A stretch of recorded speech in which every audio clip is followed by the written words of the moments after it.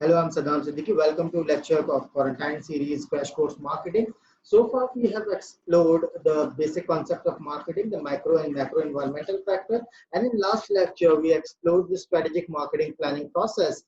In this video, I'm going to go into the detail of two of the four steps of a strategic marketing planning process, and the last two will be in the next video soon. So we have this conversation that there are four steps involved in strategic marketing planning process.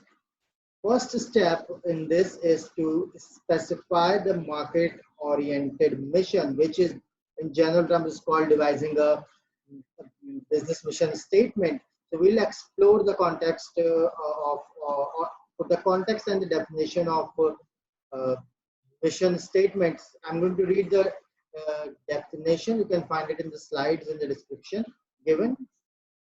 A business mission statement, it is what is stated to reflect the organization's purpose, that is what it wants to accomplish. Business mission statement आपके इदारे की रहनुमाई करता है आपके इदारे के मकसद को अचीव करने के लिए.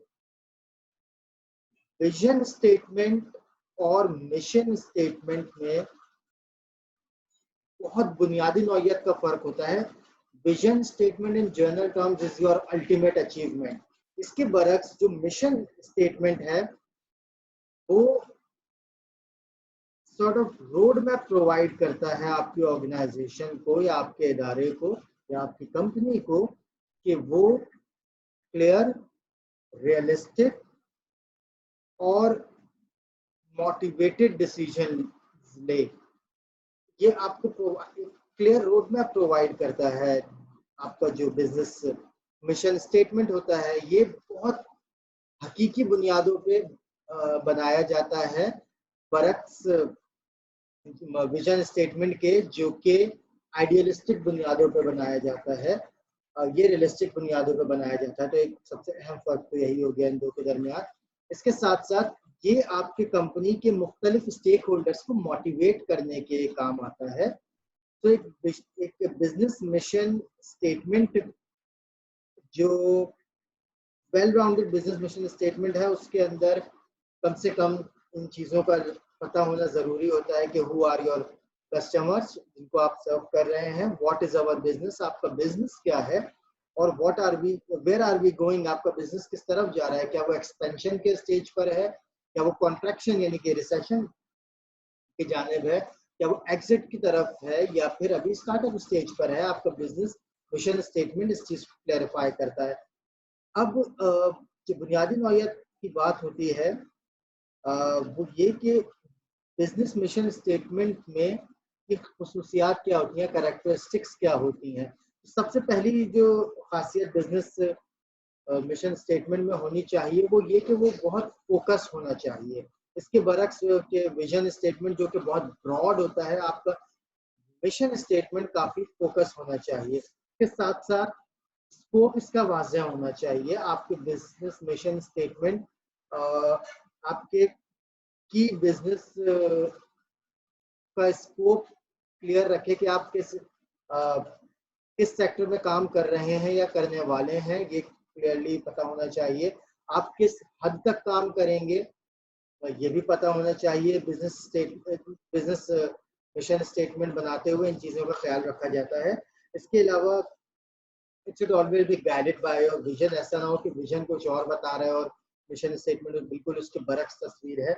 और साथ में आपकी पॉलिसीज में भी उसका रिफ्लेक्शन दिखना चाहिए. मिशन स्टेटमेंट को देखते हुए आपकी पॉलिसीज बननी चाहिए. इसकी मिसाल यूँ ली जा सकती है कि अगर आपके मिशन स्टेटमेंट में बताया गया है कि आप इनोवेशन पे बहुत फोकस करेंगे तो आपकी पॉलिसीज में भी इनोवेशन दिखनी चाहिए. R&D डिपार्टमेंट होना चाहिए कि आपके इनोवेशन स्ट्रेटजीज को क्लैरिफाई काफ़ी हद तक क्लियर होनी चाहिए to all your stake holders.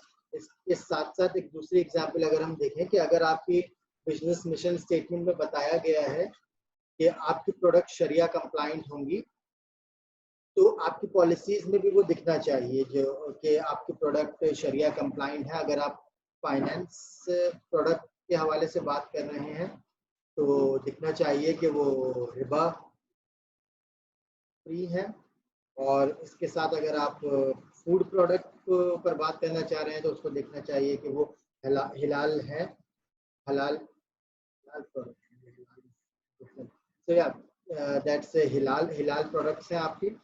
साथ में ये चीज़ भी आपके सामने क्लियर होनी चाहिए एक बिजनेस मिशन के थ्रू कि आप के अगले रियल टाइम ऑब्जेक्टिव्स और गोल्स क्या है। बिजनेस मिशन स्टेटमेंट जब एक तरीके से स्पेसिफाई कर लिया जाता है, market oriented business mission statement clarify हो जाता है तो वो खुद ब खुद ऑटोमेटिकली स्टेज 2 की तरफ या स्टेप 2 की तरफ ले जाता है स्ट्रेटेजिक मार्केटिंग प्लानिंग के दौरान, जो कि है developing measurable country wide objective.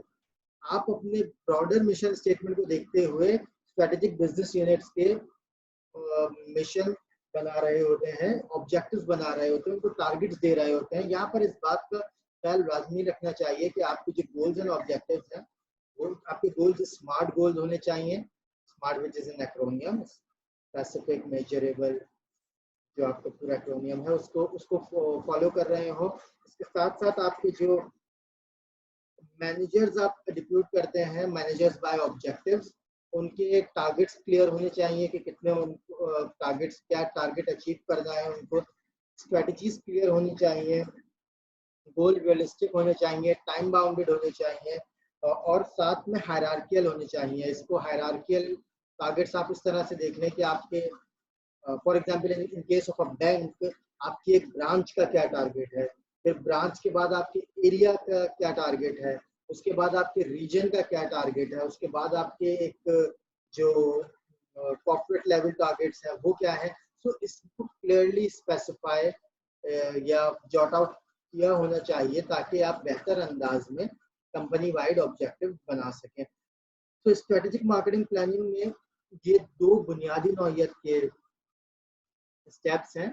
बाकी के दो स्टेप जो है which is establishing business portfolio और developing strategies at business unit, market and product level को हम अगले वीडियो के अंदर एक्सप्लोर करेंगे।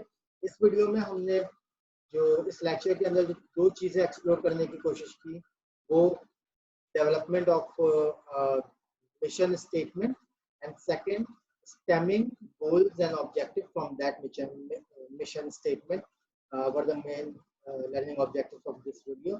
Thank you so very much for being with me.